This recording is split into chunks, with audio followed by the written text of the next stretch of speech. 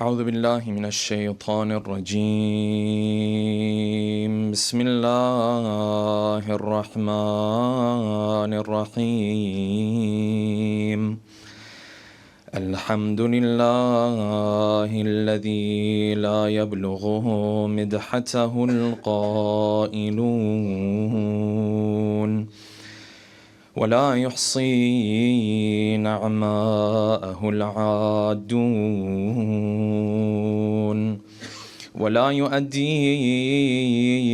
حقه المجتهدون الذي لا يدركه بعد الهمم ولا يناله غوص الفطن الذي ليس لصفته حد محدود ولا نعت موجود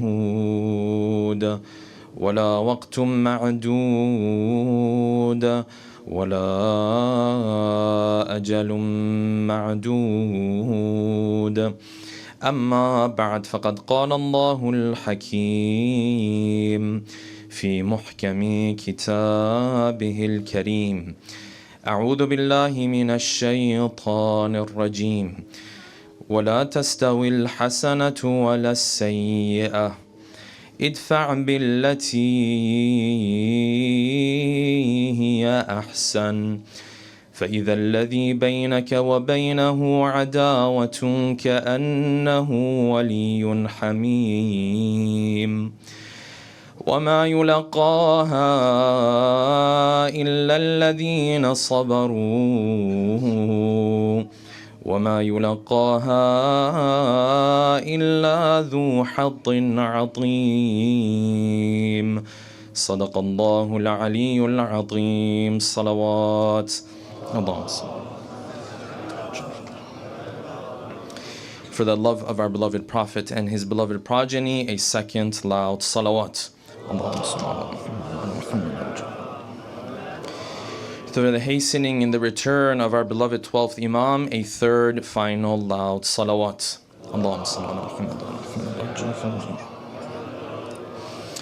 The topic that we'll be discussing tonight, inshallah, is titled Rules for Activism from the Ahlul-Bayt.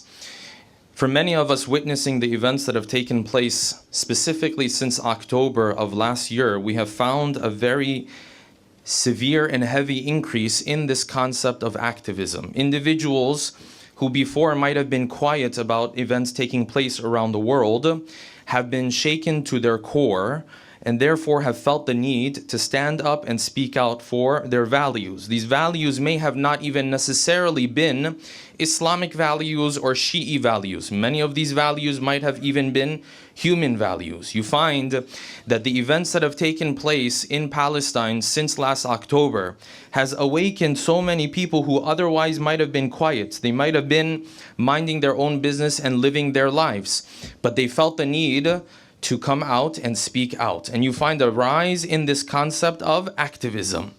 And it's a very welcome development, especially to see that a lot of this activism, shedding light on what's happening in that part of the world, and the long-standing occupation and oppression that has been taking place, much of it and many of these instances have taken place in countries that play an active role in what is happening in that part of the world. Many of the Western countries that saw a number of different college encampments are countries that some directly and some indirectly have played a role in what is happening in that part of the world. And while this is a welcome development and it shows that this activism has a real impact on the issues that we deal with in our day-to-day lives, at the same time you find that there is a need for certain guidelines, because truly the best form of activism, the most accurate form of activism, the most nuanced form of activism is the activism of none but the Ahlul-Bayt themselves. When you look at the seerah of the Ahlul-Bayt, you don't find only one form of activism. You find their activism changed from one imam to another imam. It evolved with the times. And in fact, you find even with within the life of one particular Imam from time to time, the activism that the Ahlul-Bayt showed evolved and changed. Therefore, there's no better source for me to go to learn a better framework when it comes to speaking out and raising my voice as it relates to any cause that I want to advocate for. That cause might today be the issue of Palestine. Tomorrow, it might be Sunni and Shia discussions. The next day, it might be Islam versus other religions. The next day, it might be religion as a whole versus atheism. Whatever the issue is that I am advocating for, the Ahlul Bayt have provided us with a beautiful framework to always keep in mind, to place my activism within this framework. Therefore, tonight we want to take some time to delve into this topic and understand activism from the perspective of our beloved Ma'sumin. And in order to do so, we'll pose the following questions. Number one, does activism really have an impact on the world around us? Or if someone is an activist, should they feel like what they're saying and what they're speaking up about doesn't really have an impact on policy, it doesn't really have an impact on the society that they live in? Number two, was the activism of the Ahlul-Bayt, was it rigid and stagnant, or would it evolve based on the circumstances that they found themselves in? And did they use nuanced approach when it came to the topic of activism? Number three, why does the hadith indicate that the death of a person of knowledge, a person of intellect and understanding, is the most delighting to shaitan? And what does deep knowledge have to do with the topic of activism? Number four, if I advocate for any particular cause, Shia, Sunni discussions, Islam, non-Islamic discussions, whatever the case might be, should I be passionate about the topic? Should I be emotional about the topic? And if I am passionate and if I am emotional about the topic, should I act on my emotions when someone comes forward who opposes my stance on this issue? Number five, what is the golden standard that Allah subhanahu wa ta'ala has set for us when it comes to activism in the verses of the Quran and in particular in Surah Fussilat? Number six, what does empathy have to do with the concept of activism? And if I speak out for the truth, whatever the cause might be, and I find that people are late and slow in joining the right side of history, should this take away my hope and my energy, or should I be patient in this path? And number seven, and finally, how did our beloved Imam al-Hussein on the 10th of Muharram continue to take on musibah after musibah, but also continue to advocate and preach the message of Allah subhanahu wa ta'ala? Tonight, inshallah, we'll delve into these 7 questions with a loud salawat ala Muhammadin wa ali Muhammad. Allahumma. Let's begin from here. When it comes to the topic of activism, whatever shape or form that takes, you find there are 2 extremes within our communities. One extreme is the one that discredits any form of speaking out, any form of shedding light on something that's happening. There are those within our communities who may not even necessarily have bad intentions, by the way, but they are very dismissive when it comes to activism. If you tell them we're speaking out about this issue, they'll tell you, listen, it has no benefit.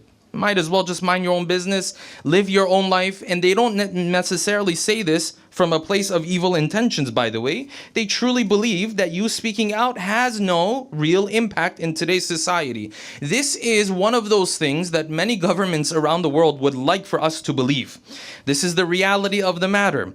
If you look at the history of the United States and the foreign policy that it's had, or at other European countries, this is what politicians try to give off as a vibe. That yes, you speaking out doesn't really have an impact on things. The reality is, and specifically when it came to the events of this past year, it's very clear that this is not correct. It is very clear that there are many of the masses who are on the fence, and sometimes they're simply waiting for someone to point them in the right direction. Had they had any amount of guidance in front of them, they would also be advocating for the right side of history as well. These events that have taken place have shed light on this reality. Hence, you find one extreme within our community communities, they'll say, listen, forget about talking about these issues. You don't even have to touch on them. You don't even play a role in this society. You have no impact on this society, not just at the level of politics, but even on social levels, they'll tell you the same thing. Not because they're evil necessarily, no, simply because they feel like your words and your voice doesn't have much of an effect. This is one extreme. This person will immediately find a flaw in any form of activism that you do. Anything that you do, he'll say, but this part of it is lacking. But that part of it is lacking. Instead of being encouraging, he's constantly pointing to the areas that are lacking. This is one extreme. Then we have another extreme in our communities across Western countries, of course. And this person's understanding of activism is very stagnant and rigid. His understanding of activism only falls within particular confines, only within a particular package.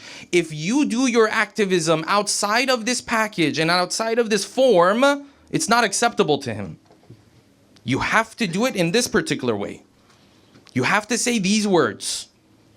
You have to use this terminology. Again, amongst this group, there are many who have good intentions, but they lack the understanding that even when you look at the lives of the Ahlul-Bayt, when they stood up for any cause, Shia, Sunni, truth versus non-truth, whatever the case might be, they were very nuanced in the way that they stood up for the truth. In fact, when you look at the lives of these 14 ma'asumeen, you will struggle sometimes to even find common threads. There are common threads, of course. There is a framework which we will go through tonight. But the approach is so different from one imam to another imam that when you're looking at it, sometimes someone who's looking and observing from the outside, he might come around and say something that of course we don't believe in. He might say, yes, Imam al-Hasan, very easygoing, very cool, calm. Imam al-Hussein, oh, he was fiery, for example. We don't believe in this, of course. Because he's looking at it from the outside, he doesn't understand the nuanced approach of the imams. And you find this nuance is to an extent that even in the life of the third imam himself, you can look at one version of Imam al-Hussein versus another version of the third imam. When Muawiyah is in power and Imam al-Hasan has now been martyred, salawatullahi wa salamuhu alayhi, Allahumma salli ala Muhammad. You find the third imam for 10 years does not start his movement, at least in this particular shape and form. 10 years. 10 years Imam al-Hussein is doing some other form of activism. It's only when the time comes to who? To the Mal'un Yazid, that then Imam al-Hussein finds the time right to start this movement that he's going to start. Not only does the activism change from one imam to another imam, even in the life of one particular imam, from time to time, the form of the activism changes. Look at the other imams, brothers and sisters. You find the sixth imam. There are Sunni scholars, they look at the life of the sixth imam. They say, yes, Ja'far ibn Muhammad was not interested in politics, in society. He wasn't interested in these things. Why? Because they don't understand the particular form of activism of the sixth imam. He didn't start a movement like the third imam did, yes? Hence they automatically assume that what? He never cared about society. He was a person of knowledge. Whereas we believe the Ahlul-Bayt are comprehensive figures. Their character comes with all of these different characteristics. Except his approach to activism is so nuanced that for someone who may not have a clear understanding, he might sit there and say, yes, the sixth imam didn't really care about the affairs of society. No, of course he did. But his form of activism was different. Hence this different extreme that we have in our community. Your activism only counts if you do it in this particular way, with these particular words and in this particular form. No, this is an extreme as well. And it does not mesh with the way the Ahlul-Bayt went about speaking up for the issues that they had within society. Therefore, these are the two principles we understand from the very beginning. Somewhere in between was the path of the Ahlul-Bayt. Let us begin now with the principles that they had to build this framework when it came to the issue of activism. Number one, any issue that you advocate for, brothers and sisters, you need to have deep knowledge of that topic. You can't open your mouth if you don't have deep knowledge of that topic. It doesn't matter how much you care about that topic. The less knowledge you have, the more limited the impact of your advocacy. Anything that you advocate for in today's world, anything, even if it's the most common sense type of thing, like let's not kill children, for example, yes? Even it's the most common sense thing. As your activism grows, there will be those who will come raise objection to what you're saying. But what I'm saying is common sense. There should be no objection. No, they will raise objection. And when they raise objection, you have to be able to stand your ground. How am I going to be able to stand my ground? Is it just by thickening my voice and asserting my position and saying, no, this is how it is? That's not how you stand your ground. The way you stand your ground, brothers and sisters, is deep knowledge of that topic. Doesn't mean you can't say anything about anything until you become allama. No, this is not what we're saying. It means if you want to grow in your activism, alongside of it, you have to do what? You have to grow in your knowledge. This Shi'i person wants to defend the Ahlul-Bayt. Then he opens his mouth and says things that are unfortunately laughable. Same thing with the average person in other schools of thought. It's the same thing. First issue, you have to have deep knowledge of the topic that you're advocating for. Without that deep knowledge, your level of advocacy and activism is always going to be very limited, easily dismissed. Even if your stance is completely true, even if your stance is completely common sense material, there will be those who will come forward and make your common sense stance look like it is crazy. That is the role of knowledge, brothers and sisters.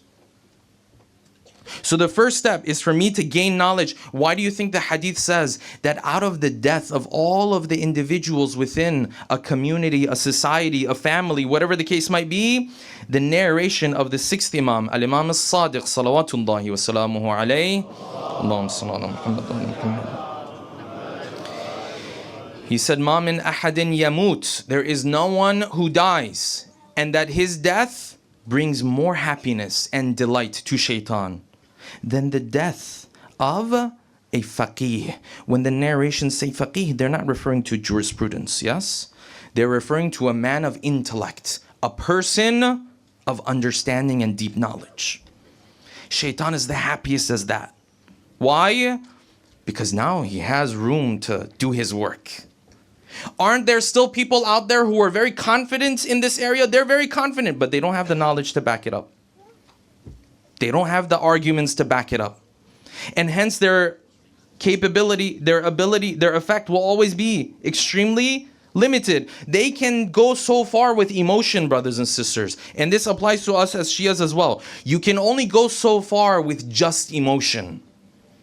What you need as that second wing is the knowledge of the Ahlul-Bayt. This is principle number one. And if I find myself as a person who wants to advocate for different issues as my life is going on, I need to be a lifelong learner. Principle number one. Let us move on to principle number two. Principle number two, brothers and sisters, is this.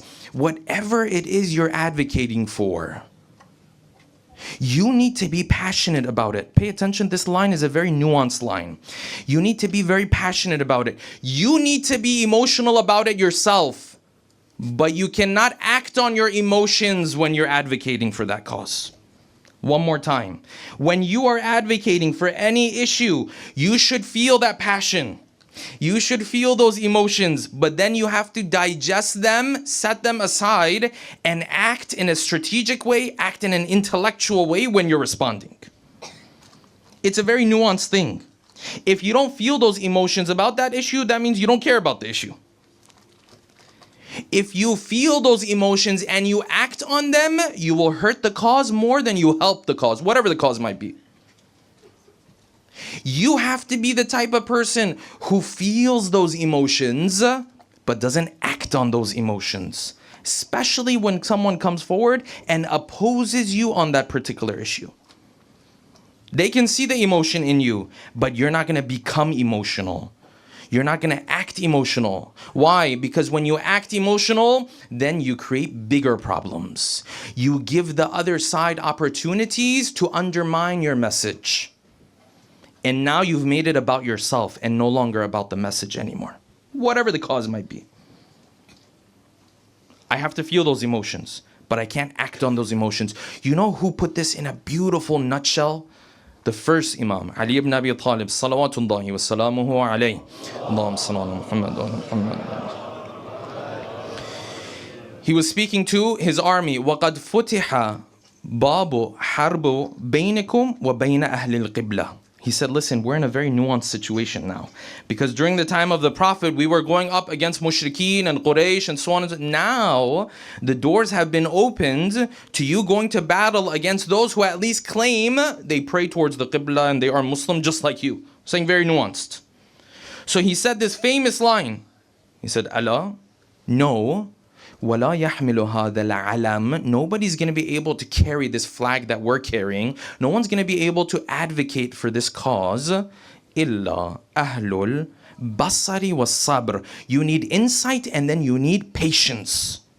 Patience means what? Patience means when this person comes and says something to your face that goes against the basic human values and moral values, you don't get emotional and respond back to him, though you feel those emotions. Because the cause you're caring about is very, very dear to your heart. You should feel those emotions, but you don't act on those emotions. The khutbah continues. He told his companions, so go where I tell you and stop where I tell you to stop at. Because this is not a place where you act on emotions. If you are emotional, brothers and sisters, activism in a deep level is not for you. You have to be able to control your emotions. Otherwise, this is not the place for you. Don't put yourself in that situation. You have to be able to stand there and take the insults. You have to be able to stand there and take it when someone comes and says some nonsense that maybe paints you in a terrible paint, in a terrible portrait, a terrible picture, and still act based off of your intellect and not your emotions. Easier said than done. This is elements number 2. Moving on, elements number 3, brothers and sisters. Always keep good manners. Even if the direct person that you are dealing with is a person who doesn't have manners himself. You know why? Because people make this mistake all the time. When you're advocating for a cause, it's a Shia-Sunni discussion, whatever the case might be. You're arguing with one person, but there's thousands of others watching. And in fact, the advocating that you're doing is not necessarily for the person you're arguing with. It might actually be for the thousands who are watching. You know, when they bring people on shows to debate an issue, these two people go at it. How often do the people who are actually in the debate change their opinions? Doesn't happen. Whose opinions get changed? The viewers. And when the viewers are looking, one of the things they look for is who has good manners. Who's able to keep his calm? Who's able to show that he is a true human being? Now you look at these debates that you find. This one comes, you're the son of this, and you're the son of this, and it's just embarrassing. Good manners, brothers and sisters. Even if the person in front of you is the type of person who's vile, even if the person in front of you is an evil person, you're not arguing for him. You're arguing for the thousands who are on the fence. And sometimes the little thing that will nudge them in the right direction is what? Is your manners. How often do you find this situation? Someone might come forward and say, Shaykh, I don't believe in all this stuff you preach. Actually, you're a Shaykh. I have this criticism for you and this criticism for you and this criticism for you. You're backward, you're this, you're that. His approach is not right. But you know who's watching in those moments? All the people around you. They want to see how this Shaykh or this person, it might be you, how are you going to respond to this? Are you going to change his mind? Probably not. But you know whose mind you will change? All of the people who are watching. This is why you find in that battle, the first Imam came and told his people, I don't like an takunu sabbabin. I don't like this stuff. You're standing there saying swear words at the other side. This I don't like for you. I would rather have you have manners and expose the truth about the propaganda that they're putting out. Element number 3, always keeping your good manners, even if the other side is being vile in their approach. Aloud salawat, please. Allahumma salli ala Muhammad. Number 4, the activism, brothers and sisters, that you do needs to be as strategic as possible. There are people out there, they think activism and advocating for any cause is just about saying your piece and walking away. That's not what advocating is. That's not what activism is. So an issue comes up, it's a Shia Sunni issue, for example, yes? You will find there are many, they will just assert their belief. I'm a lover of Ahlul-Bayt, I'm moving on. But did you answer the question that they raised? Didn't answer the question that they raised. He just asserted his point and moved on. What type of impact does this have? Extremely limited. Extremely limited. Activism, brothers and sisters, is about thinking strategically. This person has said this. Now you want to make your cause, your claim. When you want to make your claim, always put out an argument that is your strongest argument, not an argument that can easily get knocked down. I'll give you some examples of this. When it came to the issue of Palestine, and I use Palestine as an example, when it came to this issue, you found there are those who said, yes, the issue of Palestine is a problem because it's a white supremacist mentality. Can there be a case made for this and so on and so forth? Does race play a role in this? Sure, definitely. There's no doubt about that. But is this your strongest argument? This is not your strongest argument. Your strongest argument for the average person is a simple point to international law. There's an occupation, end of discussion. Now you came and said what? White supremacist mentality. Now this other ignorant person takes his phone, walks around in that part of the world and says, look, there's other people with other skin tones here. He's ignorant. But the reason why he has an audience is because you put out this argument. Might even be true, but it's not your strongest argument. Be strategic in what you say. Think about what you put forward. This is very important. Shia Sunni discussions. Think about what you say. Be very strategic about what you're going to choose as your strongest argument. Another example, when it came to the issue of Palestine, they say, why should we stand up against what's happening? You will find many of those who are in Western countries, they say, well, because that's a foreign country, it shouldn't have to do anything with us. We should think about only our personal interests. Is this our strongest argument?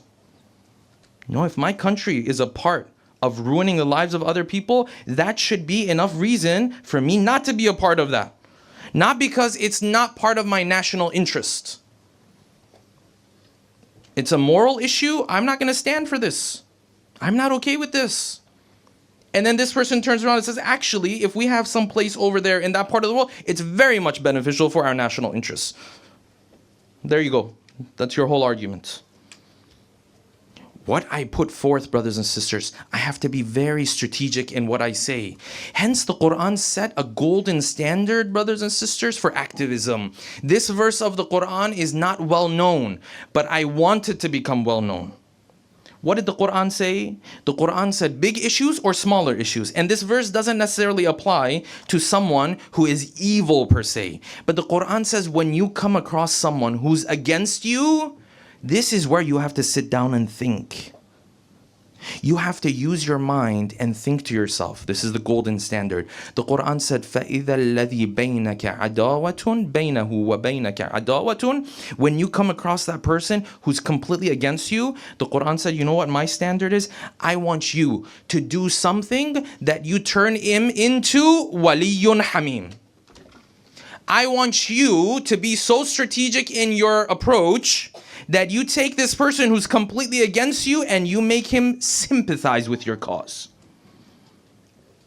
وَلَا تَسْتَوِي الْحَسَنَةُ وَلَا السَّيِّئَةُ. Your good approach and your bad approach are not the same. إِدْفَعْ بِالَّتِي هِيَ أَحْسَنُ. When someone approaches you and now it's your time to speak, think about it. Do it in the best possible way. Why? Because that goal is what? فَإِذَا الَّذِي بَيْنَكَ وَبَيْنَهُ عَدَاوَةٌ. The person who is completely against you, make it such that at the end of the day when he's walking away, he's sympathizing with your cause. We saw instances of this, brothers and sisters, in the previous months. There were those who came out initially based on whatever upbringing they've had and so on and so forth. And they said, yes, whatever is happening is completely fine. When people sat down with them, spoke with them, strategically explained the thing, then you saw all of a sudden they became sympathizing. This is a reality. This is possible.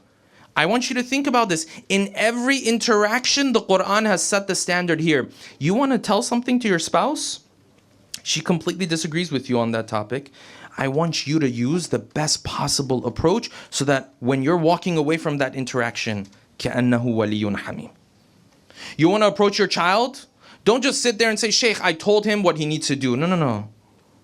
Did you approach him in a way so that when he's walking away, he becomes waliyun hamim? That's the standard the Quran set for us. And then the Quran followed up with the next verse, Surah Fussilat. وَمَا يُلَقَّاهَا إِلَّا الَّذِينَ صَبَرُوا. He said, if you want to be able to do this, you know what you need? Sabr. Can't get emotional. Can't just react to things. Sometimes you have to reserve judgment until information comes out before you can make a stance.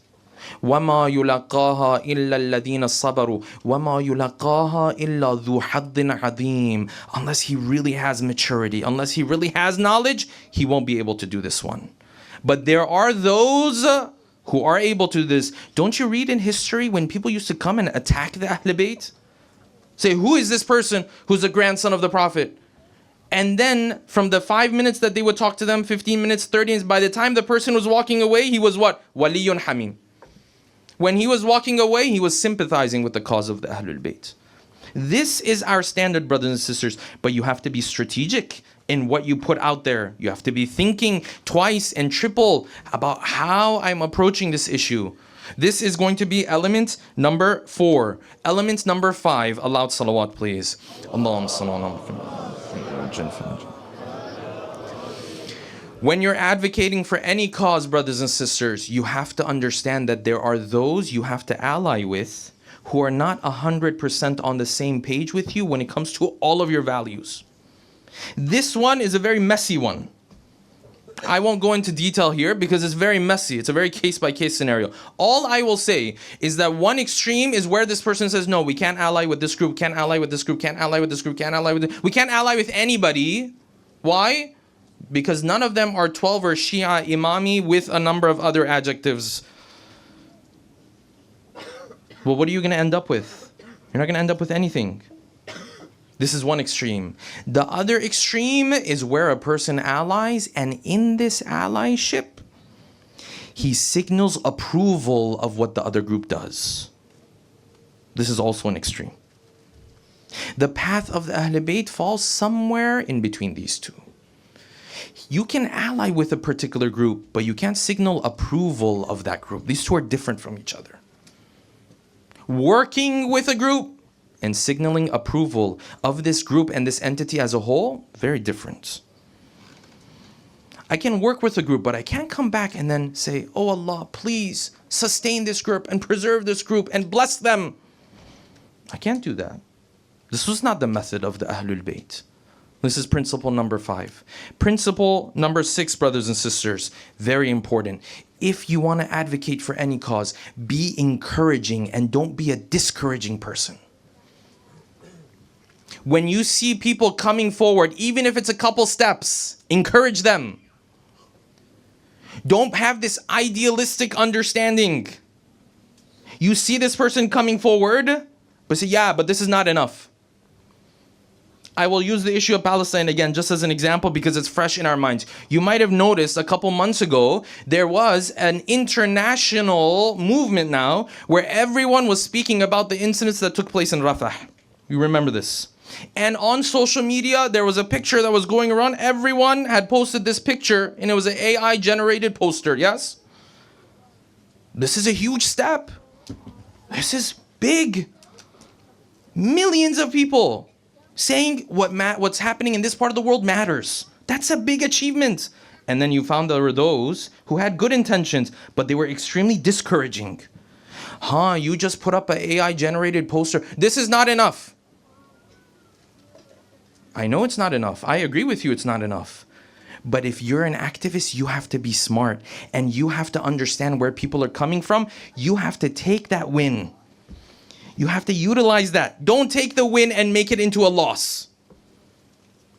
Take that and say, yes, and you need to do this as well. And you need to speak out here as well. And you need to come and do this as well. This Sunni personality comes forward. He is no longer having animosity when it comes to the Shia school of thought. You will find Shias will say, yes, but he still loves this person and that person, huh? So this is not enough. Whatever you advocate for, you have to always be encouraging. When someone comes forward, encourage them. Then tell them more. There's no problem. Of course, sharing an AI generated poster on your Instagram after 6 months is not enough. But what is your attitude when it comes to this? Be an encouraging person. That brings us to point number 6. Number 6, brothers and sisters, you have to understand where people are coming from. People are coming from a background where they have been bombarded with propaganda on a particular issue. Take the Shia Sunni issue. They've been bombarded. This has become the norm for them for years and years. Now you come and explain something, someone turns around and says something very disrespectful to you. Understand where that person is coming from. This is what they were told about you. They were told you worship this and worship that and this kind of stuff. An activist, an advocate for any issue, he has to understand where people are, which means I have to be patient. When you push for something, the masses will be slow to come. Look at the 10th of Muharram. Did the whole ummah all of a sudden wake up? No. Read history a little bit. You'll find that was not the case at all. It took years for people to wake up. Some of us 1400 years later, I'm speaking of myself, I'm still not awake. You believe the third Imam would have come and said, oh, this movement has no benefit because people didn't wake up immediately. No. Patience. Understand where people are coming from. That is number 6. And number 7. And the final point to that framework of advocacy that we understand from the lives of the Ahlul-Bayt is that the framework in Islam only comes with you building a deeper relationship with Allah subhanahu wa ta'ala. That is your engine. Otherwise, you will run out of fuel before you know it. Otherwise, you're going to get tired before you know it. That is your engine. And hence you find our third Imam on the 10th of Muharram, as the musibahs increased, the Imam continued on this path. He felt the emotions, but he never acted emotionally. When he brought back the body of Ali al-Akbar to the tents, yes, this was difficult.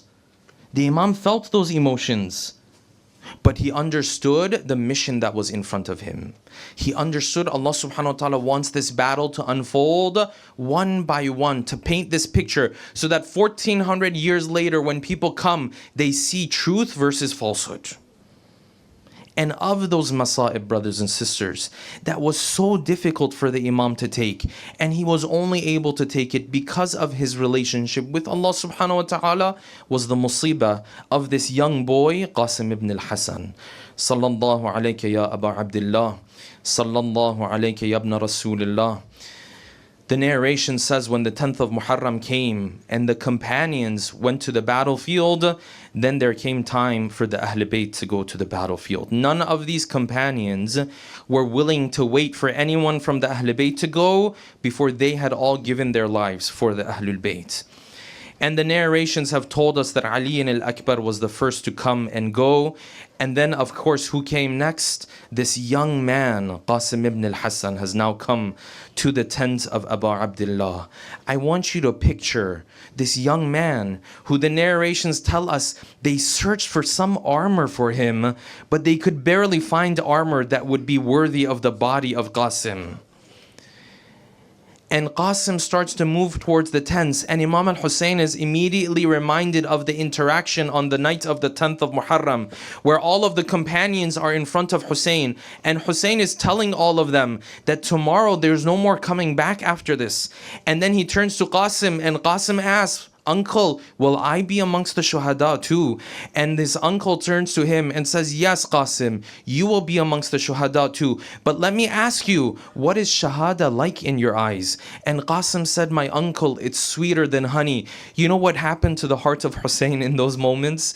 Because Hussein is looking at Qasim, this orphan that he's pretty much raised on his own. Of course he feels proud, but he's thinking to himself, Qasim, you don't know what's that's going to do to my heart. You don't don't know what that is going to do to the heart of Zainab. You don't know what that's going to do to the heart of your mother. Of course, Qasim, you're proud. Of course, Qasim, you have a lot of faith. But what will your uncle do when he runs into the battlefield and there's dust up in the air and they see he's sitting by your body? Hussein couldn't tell Qasim all of this. Hussein couldn't share all of his emotions with Qasim in these moments. But now the 10th of Muharram has come and now the battlefield is in front of them. The narration says as the footsteps of Qasim made its way into the tent, the moment Hussein saw Qasim and Qasim saw Hussein, they embraced each other and they both began to cry. Why? Because they know what this moment is like. And the narration says they both fainted in those moments until they came back to their senses. And the troop on the other side says, I was witnessing this from far away. I saw this ghulam, this young man, come into the tent of Hussein and they fainted. When they came back to their senses, this ghulam began kissing the hands and the feet of Hussein. Why is Qasim kissing these feet and these hands? Because Hussein keeps telling him, you can't go, Qasim. This will turn my heart apart. It will burn my heart, Qasim. You can't go on this day. And Qasim says, how come your own son gets to go? How come Ali al-Akbar goes to defend you? But when it comes to the orphan, you tell the orphan, no, I've come here to ask for permission to go to the battlefield. The troop says, I was witnessing this from far away until finally Qasim got permission from his uncle Hussein to leave the tents. The narration says he came out of the tent and we saw it's almost as if a full moon has left the tent. But we saw this armor that he has on him is too big for him. And we thought to ourselves, why is a child coming to the battlefield? I'll tell you why. Because Hussein doesn't have anyone else in this battlefield. There's only Abu al-Fadl al-Abbas left at this point.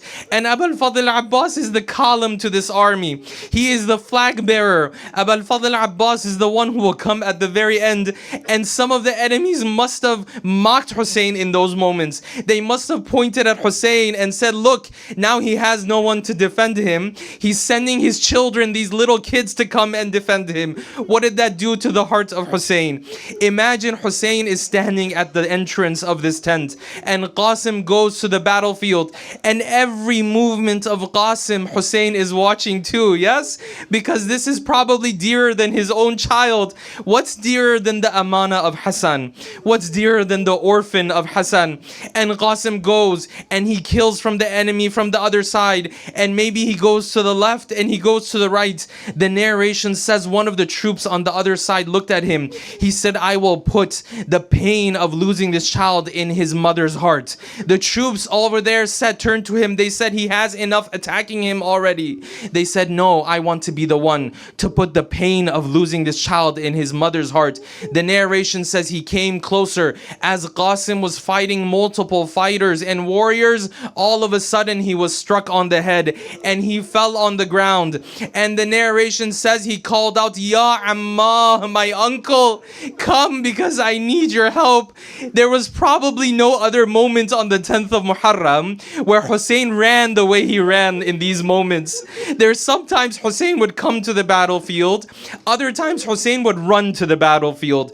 The narration says there was dust up in the air. We couldn't see what was happening in those final moments. The only thing we saw was when the dust finally settled, we saw all of a sudden his uncle Hussein is sitting by the body of Qasim ibn al-Hasan and his face is very close to the face of Qasim, and he said these words. He said, Azza wallah, he said, by Allah, it's so difficult for me, Qasim, for you to call my name and there's nothing I can do for you.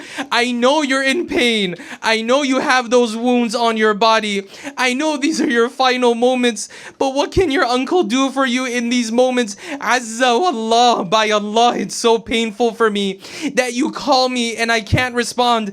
Even if I respond, Qasim, what can I do for you? Imagine those moments where Hussein is sitting by the body of Qasim. What else did Hussein say to Qasim in those moments? Maybe Hussein turned to Qasim and said, when you see your father Hassan, tell him I didn't give you permission to just go to to the battlefield like this. Tell him I resisted this moment. Let him know I took care of the amana of his brother. What else did Hussein possibly say in those moments? We don't know. All we know is the narration says Hussein then took the body of Qasim and he started to pull back this body. فَوَدَعَ صَدْرَهُ عَلَى صَدْرِهِ. He put the chest of Qasim on the chest of himself, maybe to feel his heartbeat for some couple final moments. And he says he pulled his body all the way to the back of the tents, and the troops we saw this person dragging this person all the way to the back of the tents, and his feet were dragging in the sand, the lifeless body of Qasim, as Hussein brings back this body. And Zainab comes to console the broken heart, the shattered heart of Hussein. ألا لعنة الله على القوم الظالمين وسيعلم الذين ظلموا أي منقلب ينقلبون. Let us send our salams to our beloved third Imam. السلام عليك يا أبا عبد الله وعلى الأرواح التي حلت بفنائك. عليك مني جميعا سلام الله أبدا ما بقيت وبقي الليل والنهار ولا جعله الله آخر العهد مني لزيارتكم. Everyone. السلام على الحسين وعلى علي بن الحسين وعلى أولاد الحسين وعلى حسين جميعا ورحمة الله وبركاته. صلوات.